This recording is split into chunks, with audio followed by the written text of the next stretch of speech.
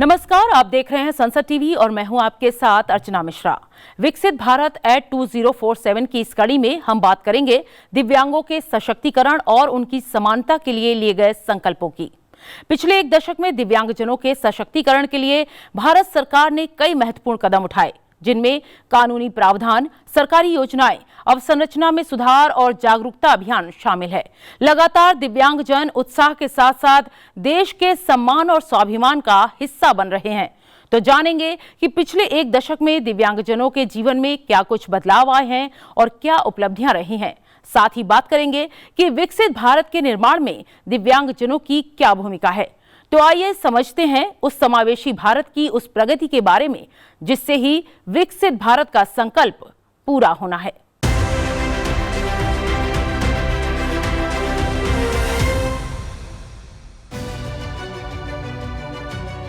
मानव जीवन में इच्छा शक्ति से बड़ी कोई ताकत नहीं और इच्छा शक्ति प्रबल है तो कोई भी सफलता हासिल की जा सकती है। ऐसा ही कई बार साबित किया है देश के दिव्यांगजनों ने और समय समय पर उनका साहस और मनोबल बढ़ाया है भारत सरकार ने।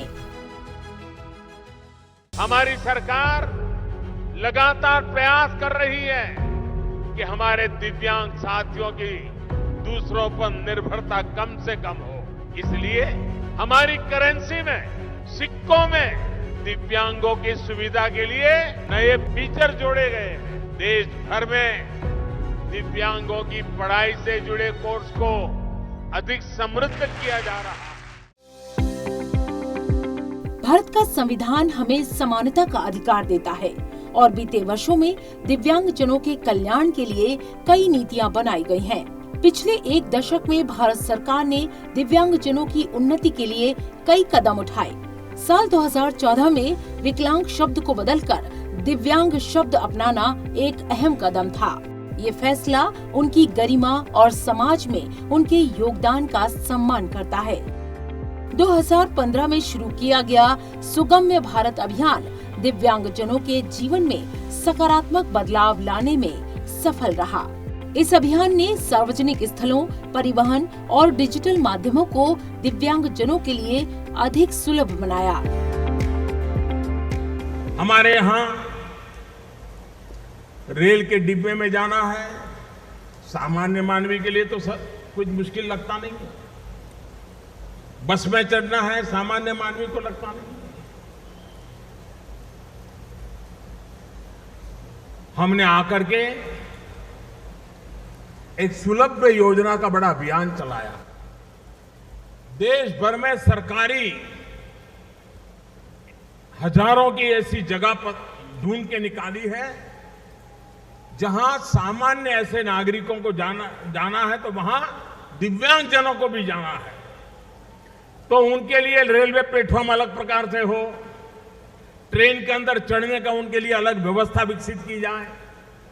सरकारी दफ्तर हो तो ट्राइसिकल लेके आता है तो सीधी सीधी साइकिल अंदर तक चली जाए। हजारों ऐसे स्थान पर ये सुलभ व्यवस्थाएं निर्माण होने लगी हैं, उसका काम होने लगा है, मॉडल पक्के हो गए। अब जितनी नई इमारतें बनती हैं उन इमारतों में दिव्यांगजनों के लिए व्यवस्था ये भारत सरकार में कंपलसरी कर दिया गया है। 3 दिसंबर अंतर्राष्ट्रीय दिव्यांग दिवस, एक ऐसा दिन जो हमें याद दिलाता है कि समाज में सबसे बड़ी ताकत समावेश और समानता है।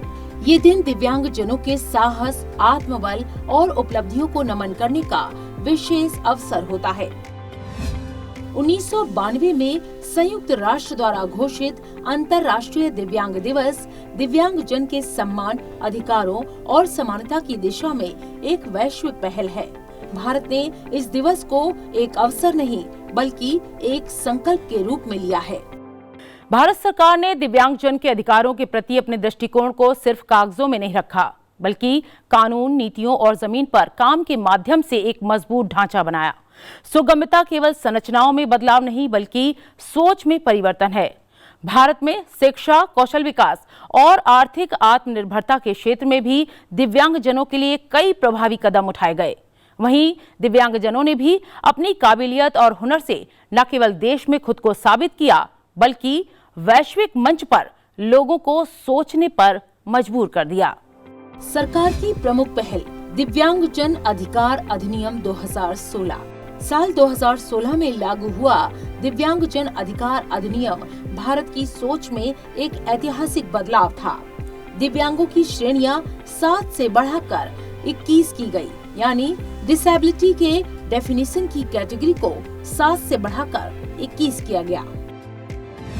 दिव्यांग भाई बहनों का जीवन सरल, सहज और स्वाभिमानी हो, सरकार का मूल सिद्धांत यही है। पर्सन्स विद डिसेबिलिटीज एक्ट को भी इसी भाव से लागू किया गया।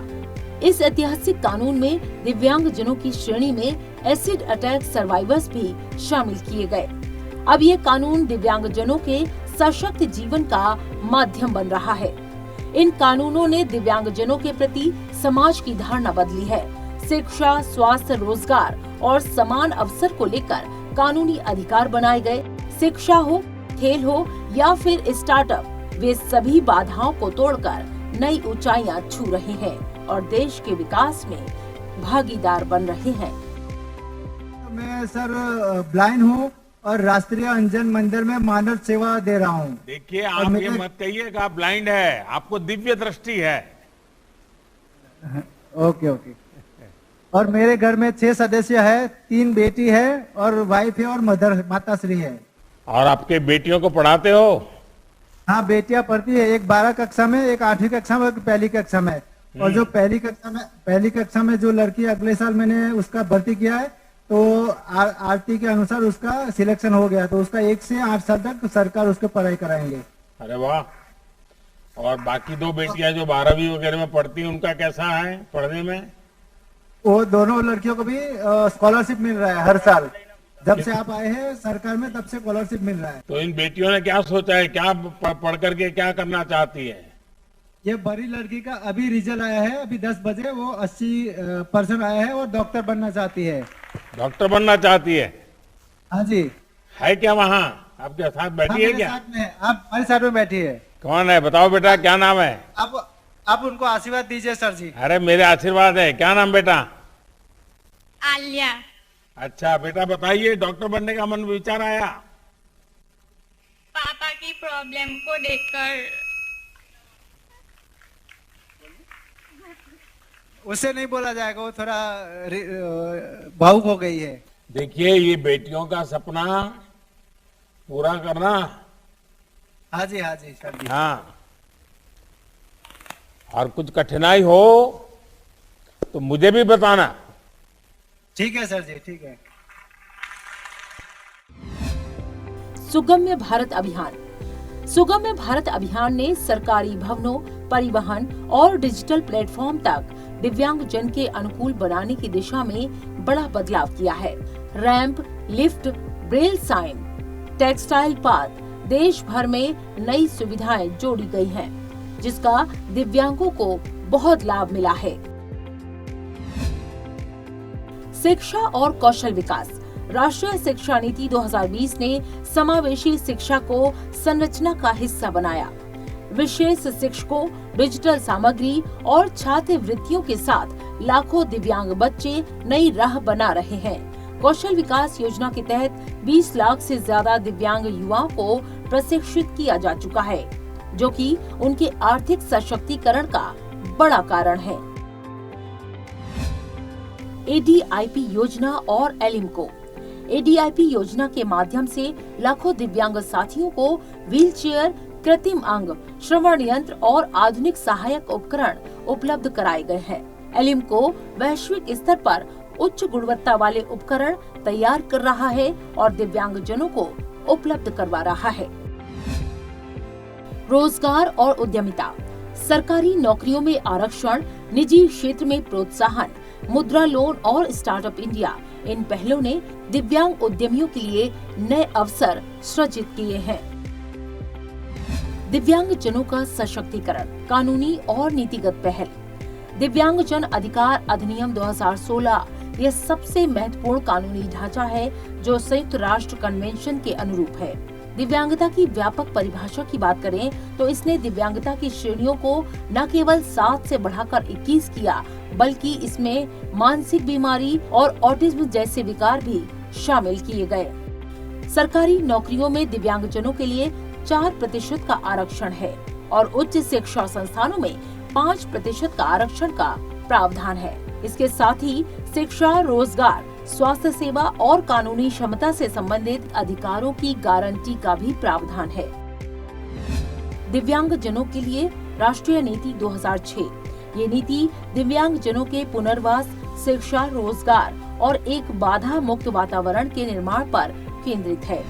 पहुंच और बुनियादी ढांचे में बदलाव की बात करें तो सुगम्य भारत अभियान, जो कि 2015 में शुरू किया गया, इस राष्ट्रीय पहल का उद्देश्य दिव्यांगजनों के लिए एक बाधा मुक्त वातावरण बनाना है। इसमें 3 प्रमुख क्षेत्रों पर ध्यान केंद्रित किया गया। निर्मित पर्यावरण यानी सार्वजनिक भवनों को सुलभ बनाना, परिवहन प्रणाली, सार्वजनिक परिवहन को दिव्यांग अनुकूल बनाना, सूचना और संचार प्रौद्योगिकी यानी ICT, सरकारी वेबसाइटों और डिजिटल सेवाओं को सुलभ बनाना, समावेशी अवसंरचना, स्कूलों, अस्पतालों और कार्यस्थलों में बाधा मुक्त बुनियादी ढांचा सुनिश्चित करने के लिए केंद्रीय लोक निर्माण विभाग यानी CPWD ने भी कदम उठाए हैं। शिक्षा और कौशल विकास की बात करें तो समग्र शिक्षा अभियान चलाया गया। इसका उद्देश्य सभी स्कूलों में दिव्यांग बच्चों के लिए विशेषकर शिक्षकों की नियुक्ति सुनिश्चित करना है।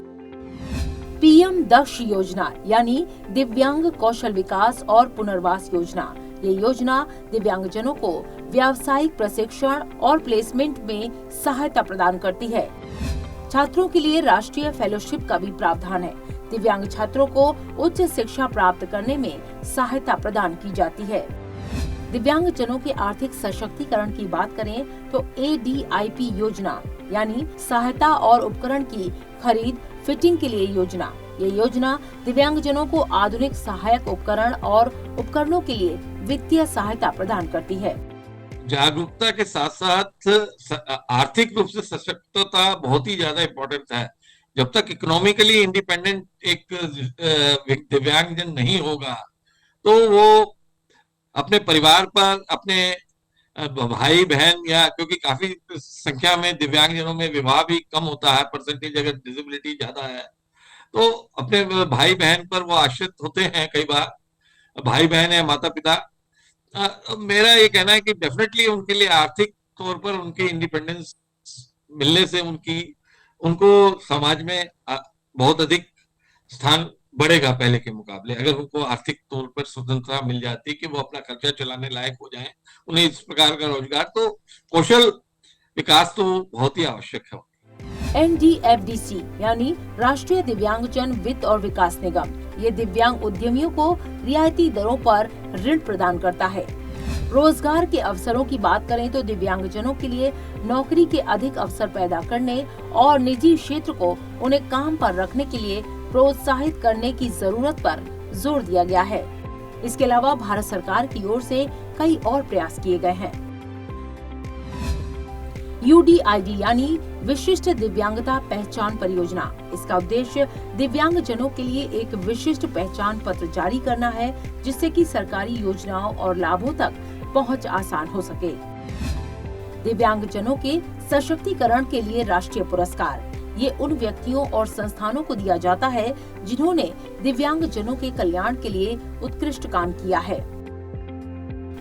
मानसिक स्वास्थ्य के लिए पहल यानी मानसिक स्वास्थ्य पुनर्वास हेल्पलाइन किरण जैसी पहलें भी शुरू की गयी।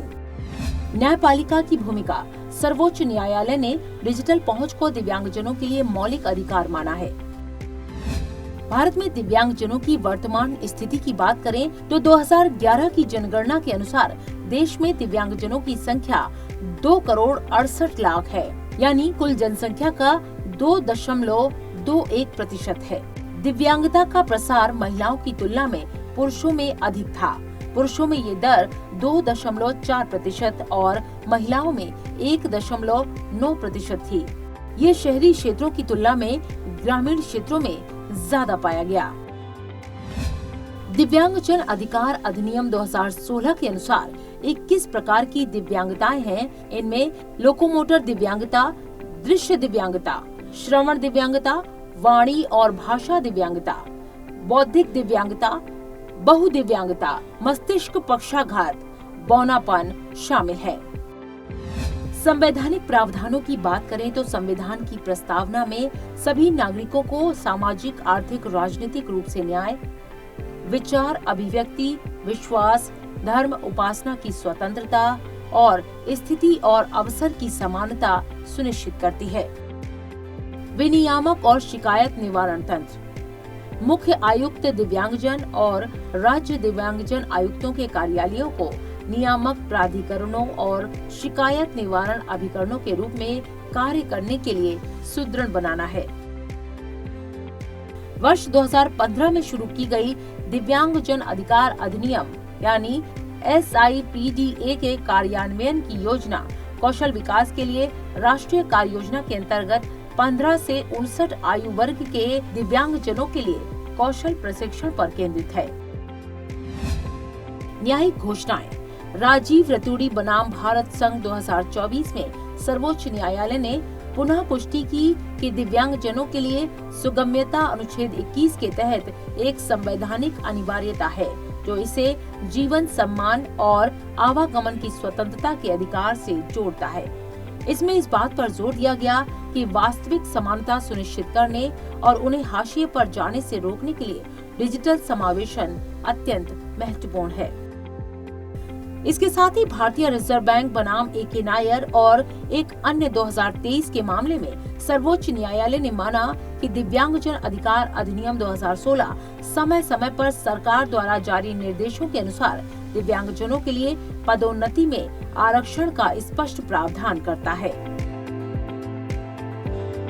दिव्यांगजन केवल लाभार्थी नहीं बल्कि उपलब्धियों की नई मिसालें हैं। भारत के पैरा एथलीट्स, वैज्ञानिक, कलाकार और उद्यमी विश्व मंच पर देश की पहचान को नई ऊंचाई दे रहे हैं और हर साल 3 दिसंबर को भी भारत सरकार की ओर से किसी भी क्षेत्र में विशिष्टता के लिए उन्हें सम्मानित किया जाना इस बात का प्रमाण है। प्रधानमंत्री नरेंद्र मोदी ने मन की बात में इस बात का कई बार जिक्र किया कि जब पैरालंपिक मेडल हमारे दिव्यांगजनों के हिस्से आता है तो हृदय गर्व से भर जाता है।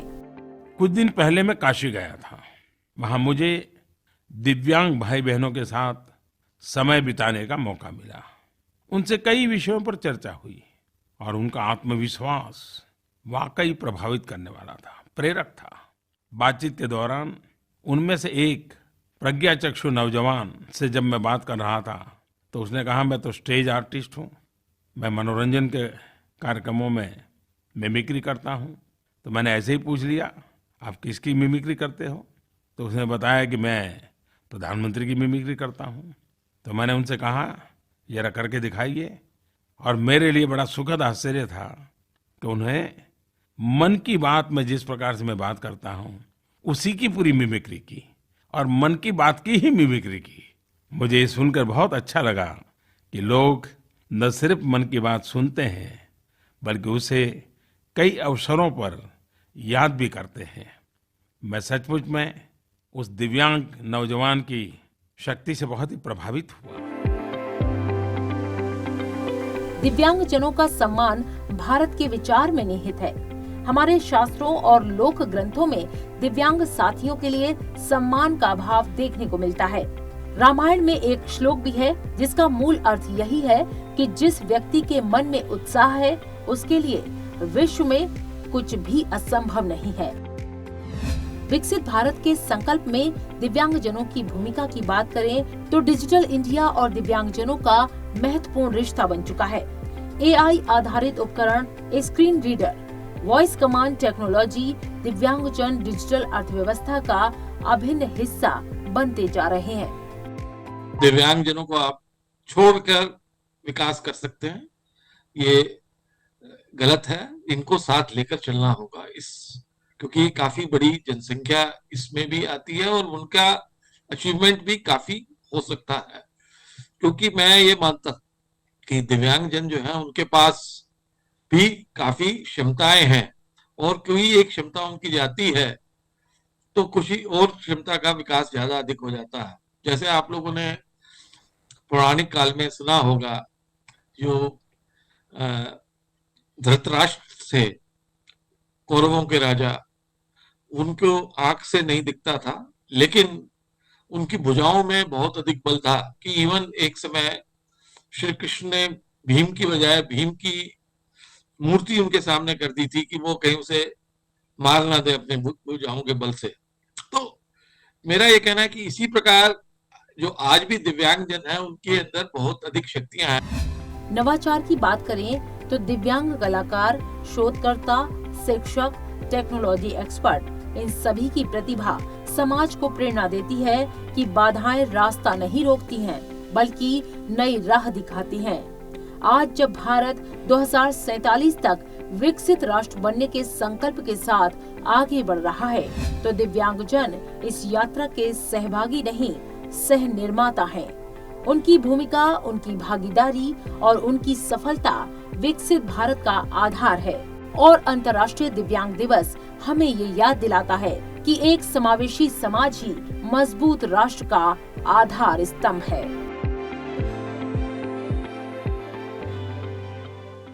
भारत सरकार का लक्ष्य स्पष्ट है, एक ऐसा भारत जहां किसी की कमजोरी बाधा नहीं बल्कि उसकी शक्ति बन जाए। प्रधानमंत्री भी ये भरोसा जताते हैं कि 2047 में जब हम स्वतंत्रता का 100वां उत्सव मनाएंगे तो हमारे दिव्यांग साथी पूरे विश्व का प्रेरणापुंज बने दिखाई देंगे। और ये तभी संभव है जब हर नागरिक राष्ट्र निर्माण में समान रूप से भागीदार बने। तो आइए इसी के साथ हम सब मिलकर ये संकल्प लें कि हम सभी दिव्यांगजनों के प्रति संवेदना के साथ समानता और सुगमता को जीवन का हिस्सा बनाएंगे। इसी संदेश के साथ इस कार्यक्रम में इतना ही। दीजिए इजाजत, नमस्कार।